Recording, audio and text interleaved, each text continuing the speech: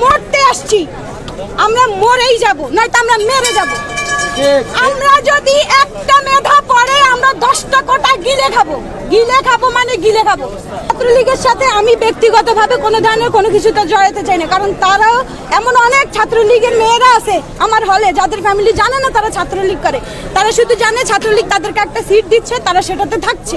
এই মেয়েগুলোকে আমরা যদি আক্রমণ করি ওদের বাবা আমার বুক খালি হবে, ওরা আমাদেরকে আক্রমণ করলে আমাদের বাবা আমার বুক খালি হবে। সরকারের কিচ্ছু হবে না, সরকারের কখনো কিচ্ছুই হয় না এই দেশে। এই সরকার পতন হলে সরকার দেশ ছেড়ে চলে যাবে, এই সরকারের পতন হলে সরকার দেশ ছেড়ে চলে যায়, প্রশাসন দেশ ছেড়ে চলে যায়। মরে কে? সাধারণ শিক্ষার্থী। আমরা মরতে আসছি, আমরা মরেই যাব, নয়তো আমরা মেরে যাব। আমরা যদি একটা মেধা পড়ে আমরা 10টা কোটা গিলে খাবো, মানে গিলে খাবো। আর ফি সাবিলিল্লাহ, আল্লাহ